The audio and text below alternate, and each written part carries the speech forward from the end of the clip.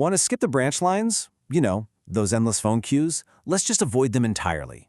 Today, in this explainer, we're going to look at exactly how to securely activate your new Westpac debit or credit card in seconds. And the best part? We're doing it entirely online. So, are you ready to use your new Westpac card without even leaving the couch? I know, getting a new piece of plastic can sometimes come with a bit of friction or even that common anxiety of how do I actually get this thing working? But don't worry, Westpac's online banking tools are basically the hassle-free heroes here. Activating online is incredibly fast, it's highly secure, and it gives you immediate control over your money. All right, let's dive into our roadmap for today. We'll be walking through welcome and preparation, step-by-step activation, troubleshooting common hurdles, smart card security, frequently asked questions, and finally, some final tips and a quick disclaimer. Okay, moving right into part 1, welcome and preparation, or what you need to get started. Before we even touch a digital screen, let's make sure you have the absolute essentials ready to go. You'll need your physical card in hand, your 8-digit customer ID, and your secure online banking password. Oh, and here is a highly important security tip right off the bat. Please make sure you are on a safe, private Wi-Fi connection. Trying to set this up on a public cafe network? Yeah, that's a bad idea. We want to protect your privacy right from step 1. Up next is Section 2, step-by-step activation, looking at both the app and desktop paths. We're going to explore both routes, starting with literally the fastest method available, the mobile app. If you've got your smartphone ready, step 1 is to securely log in to the Westpac app. For step 2, just tap Cards down on the bottom menu or use the smart search bar at the top and type in Activate Card. Step 3, punch in your card number and the expiry date. And finally, step 4, tap Activate.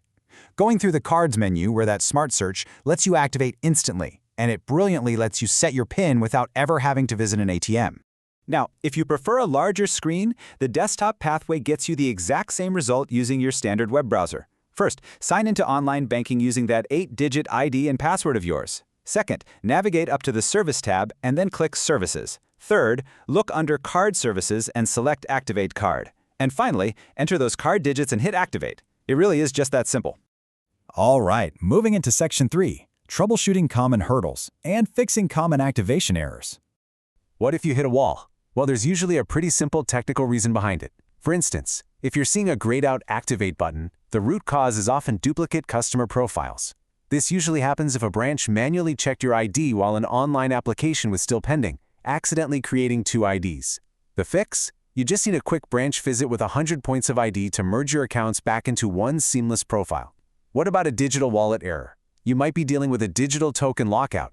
This happens if you accidentally report a card lost instead of just ordering a standard replacement. For this one, you'll need to call support to clear that block. And finally, if your digits are just flat out rejected, it could be a platform sync failure. The best trick here is to use manual entry and just bypass your phone's camera scanner completely. If you find that the digital platforms are entirely locked out or, if you've simply forgotten your login credentials, 1-300-308-930 is your 24/7 lifeline. You can complete your activation over the phone just by following the interactive voice prompts to verify your identity. Let's jump right into Section 4, Smart Card Security and Protecting Your New Asset. Now that the card is activated, we need to maintain top-tier security. Have you heard of the Dynamic CVC? It's a brilliant feature in the Westpac Cards Hub that automatically updates your 3-digit security code every 24 hours. This perfectly illustrates how digital banking protects you. Think about it. Even if an online merchant gets compromised, your specific online shopping code changes daily, which makes any stolen data completely useless to hackers. But hey, don't forget the analog basics. You should absolutely sign the back of the physical plastic immediately when you get it. You can confidently rely on Westpac's fraud money-back guarantee for unauthorized transactions, but you've got to do your part too.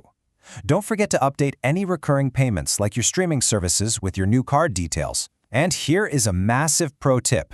Avoid confusing a temporary card lock with reporting a card lost or stolen.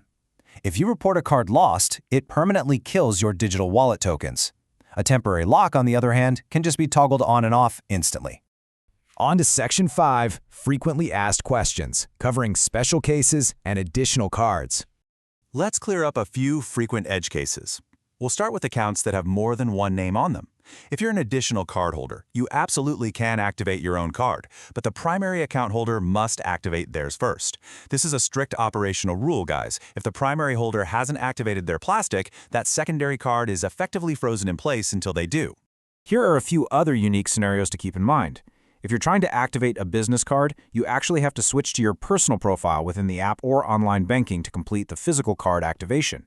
Now, for youth accounts, specifically for those under 14, a parent cannot activate the card from their own login. The minor must log in themselves with their own customer ID to create a clear audit trail. And what if you have a Flex or Part Pay card? Good news! No activation is needed at all. They are instantly ready for your digital wallet. And that brings us to Section 6, Final Tips and Disclaimer, wrapping up your activation journey. Let's wrap this explainer up with some final strategies to maximize your convenience.